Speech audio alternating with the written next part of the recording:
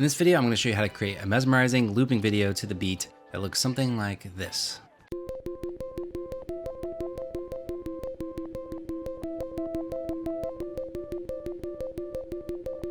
And this.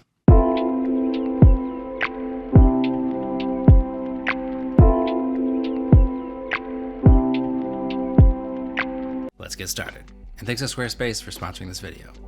So first, I'll be in After Effects, but if you are new to the program, this is a decent project to dip your toes into the After Effects water. I'll create a new composition using 1920 by 1080 as my resolution at 30 frames per second, then click OK. This type of project is all about finding the right source material. Something very linear with repeatable patterns works really well. So I found this photo of a high-rise apartment building that should work perfectly. I'll drop it into my composition. I'll press S on my keyboard to open the scale property, then scale and position the image so that it fits perfectly in my frame. Because this image is shot at a neutral perspective, all of the windows are the same size and shape. And because we are only seeing a small percentage of the entire image, we can copy windows from the rest of the image to place over the windows in our frame. So I'll start by duplicating the image, then press Command or Control R to show your rulers. I'm going to create a guideline to help me align another part of the building over the existing section. Now I'll press P on the keyboard to bring up the position property and find a completely new area of the building to use.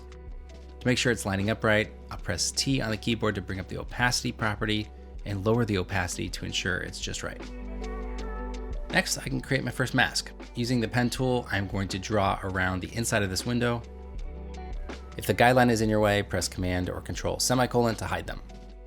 You can also toggle the mask visibility with Command or Control H on your keyboard or by clicking this icon down here. So now if I turn the layer off and on, we can see how well it matches and how the rest of the effect will work. I'm just going to rename this layer to 1, then duplicate it and do the same thing for the rest of the windows here. Now there are a few instances where I want the mask to include the concrete under the window frame since there is a glow cast from when the lights were on. I don't want that to show when the lights are off. Now I can do the same process as before to get more windows masked out. Just duplicate the base layer, align a new section of the building with our guidelines, ensure it is lined up just right, and get to masking. This process is pretty tedious, but it's also pretty simple because the mask shape doesn't really change that much at all. Now you want to keep repeating this until every window from the main frame has a second window covering it. Looks like I skipped one, but that's okay. For the next part, you want to find a song to time the animation out to. I chose Such Great Heights from the Postal Service because the panning, pulsating synths will lend itself really nicely to the windows changing scenes. So once you have your track dropped into After Effects, double tap L on the keyboard with the layer selected. This will show you the waveform, which will help you identify your timing. There are about 5 frames between a synth note panned left and a synth note panned right. I'm going to have each window mask come on a note hit and then come off when the next note pan that same direction comes on, which is a total of 10 frames. So I'll highlight all of the mask layers and change the duration to 10 frames each. Set the playhead at 9, and then hold Option and press the right bracket on your keyboard. Sorry if that all sounds really confusing. It's actually really quite simple, but it's just a little harder to explain. Now I'm just placing these kind of randomly, but I do like it when the windows change on the left and then the right and bounce back and forth. So I'm trying to keep everything distributed across the scene. Once that's done, here's what it looks like.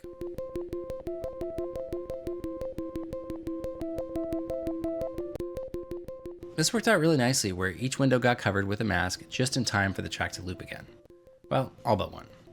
Next, I'm going to select all of the layers except for the music track and nest them into their own composition. Press Command or Control Shift C on your keyboard.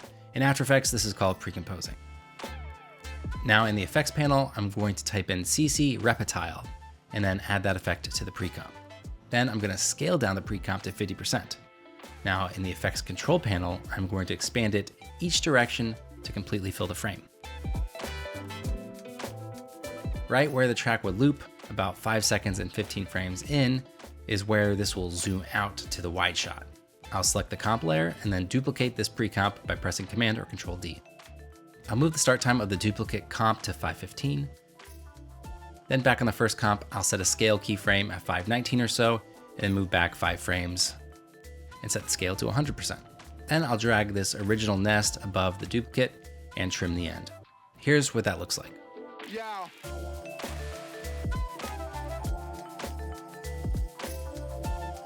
The wider shot will continue playing for another 5.5 seconds, and then, since I want this to loop, it'll zoom back in to the starting point. With all of my keyframes set, I'll select all 4 of them and press F9 for easy ease, which will just smooth out the zoom transition. Then I'll enable motion blur for both layers. Here's the final result.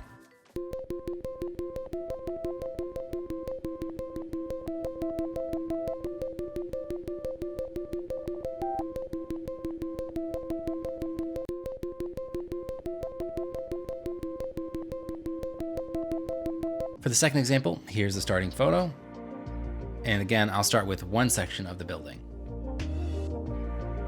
I'll set another guideline with the ruler, duplicate the layer, then reposition it with another section of the building. I'll also slide the start position of this duplicate over a handful of frames. So flipping between the 2 layers, here's what we've got. I think it'd be cool to change the color of each section of the building one at a time. Again, I'll duplicate the duplicate, slide the start time over, and then draw a mask around this red section of the building. Then in the effects and presets panel, I'll find the hue saturation effect and apply it. Now I'll turn the red to blue. Now let's move on to the next section. This one takes a little extra work. I'll duplicate the layer, delete the mask, and then delete the hue saturation effect. Once the main mask is drawn, to turn it blue, we need to add some saturation. I'm sure there are several ways to do this, but here's what I did. I added a colorize effect to the layer, then the hue saturation effect. I checked the colorize box on that hue saturation effect and just adjusted it until the settings most closely matched the blue to the left. But as you can see, it adds an unnatural colorization to the windows and windowsills. So with the pen tool, I'm going to draw a mask around each window and set the mask to subtract. This way it's not included in the colorization.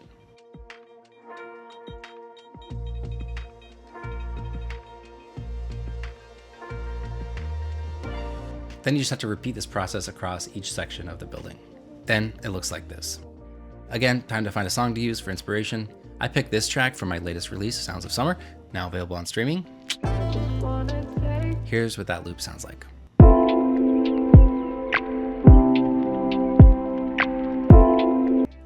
So the first section of the building will start the loop.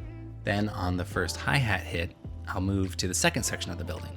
And then colorizing the sections of the building blue will finish on the snap sound. I think it'd be cool to animate the blue masks on a couple of sections to the beat.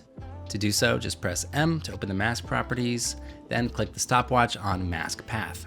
I want the animation to snap to the beat, so I'll move forward 1 frame, then move the mask where I want it. Then it'll snap back to its original position on the next hi-hat hit. I'll do the same thing on another section.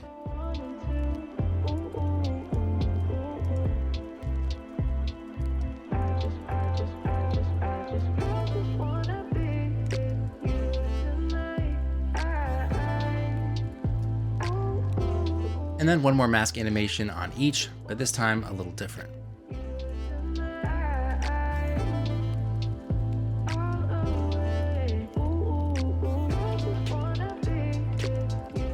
Then on the next snap sound, I'll change the color of some of the building sections. So to do this, I set keyframes on the hue saturation effect for hue, saturation, and lightness. And then just adjust it until you get the color that you want.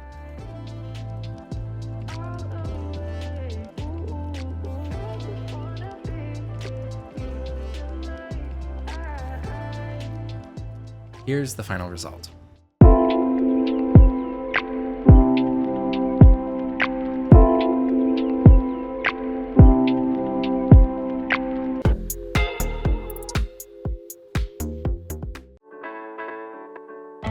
We've been Squarespace customers since 2013, way before this YouTube channel started. We currently pay for 4 Squarespace websites, and striptriviapod.com is one of them. If you're not raking in money hand over fist with your podcast, you might want to check out Squarespace's new member areas, where you can sell access to gated content like video classes, digital downloads, or newsletters. You can also showcase your photography with Squarespace's professional portfolio designs. Customize the layout, the look, and the feel to make it your own. Also, you can schedule and book appointments straight from your website. You need to log in that client meeting? Well, they can easily see your availability and reschedule if needed, making your life a heck of a lot easier. Here's what our new podcast website looks like, and if you're in the market for a new website or domain, we'll save you 10% when you go to squarespace.com/mangostreet, or just click the link down in the description, or use the code MangoStreet at checkout. The options are virtually endless. Sounds like there's just 3 options. Okay, there's 3 options. Thanks for watching. I hope you learned something new. That's all for this one. We'll see you in the next.